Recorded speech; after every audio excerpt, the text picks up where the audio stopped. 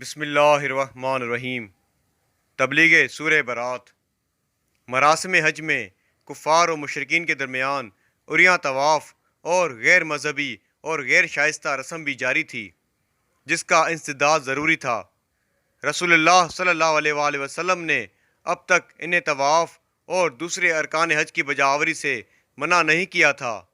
مگر جب سورہ برات کی ابتدائی آیات کفار و مشرکین سے اظہار بیزاری کے سلسلے میں نازل ہوئیں تو حکم خداوندی کے تحت انہیں روکنا ضروری ہو گیا۔ چنانچہ تیسری ذوالحج 9 ہجری کو پیغمبر اکرم صلی اللہ علیہ وآلہ وسلم نے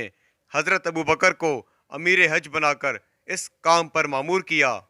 کہ وہ حج کے موقع پر سورہ برات کی تبلیغ بھی کریں۔ حضرت ابو بکر قربانی کے 20 اونٹوں کے ساتھ 300 حاجیوں کا ایک قافلہ لے کر مدینہ سے روانہ ہوئے۔ ابھی راستے ہی میں تھے کہ حضرت رسول اللہ صلی اللہ علیہ وآلہ وسلم نے حضرت علی ابن ابی طالب علیہ السلام کو طلب فرمایا اور انہیں حکم دیا کہ تم میرے تیز رفتار ناکا غزبہ پر جاؤ اور ابو بکر سے سورہ برات کی آیات لے کر اس کار تبلیغ کو انجام دو،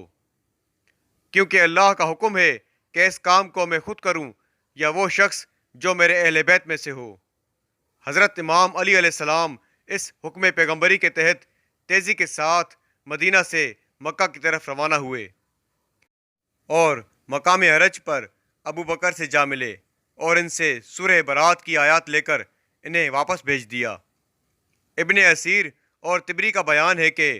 پیغمبر اکرم صلی اللہ علیہ وآلہ وسلم نے حضرت ابو بکر کو سورہ برات دے کر بھیجا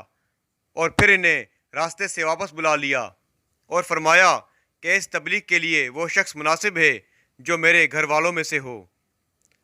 حضرت علی ابن ابی طالب علیہ السلام نے مکہ پہنچ کر عرفات، مشعر الحرام اور منی میں کھڑے ہو کر ان آیتوں کی تلاوت کی اور اعلان فرمایا کہ جن مشرکین نے بد عہدی کی ہے ان سے کیے ہوئے معاہدے 4 ماہ بعد ختم ہو جائیں گے، اور کوئی کافر و مشرک ایمان لائے بغیر خانہ کعبہ کی حدود میں آنے اور طواف کرنے اور حج کرنے کا مجاز نہ ہوگا، لہٰذا آئندہ سال کوئی کافر و مشرک یہاں نہ آئے۔ اس اعلان سے کفار و مشرکین کی پیشانیوں پر بل پڑ گئے، مگر کسی کو روکنے ٹوکنے کی جرات نہ ہو سکی، بلکہ وہ اسلامی تسلط اور اقتدار کے آگے بے بس ہو کر اسلام کی آڑ لینے پر مجبور ہو گئے۔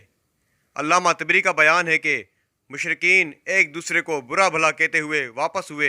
اور کہنے لگے کہ جب قریش مسلمان ہو گئے تو تمہارے لیے چارہ کار ہی کیا رہ گیا، چنانچہ وہ بھی مسلمان ہو گئے۔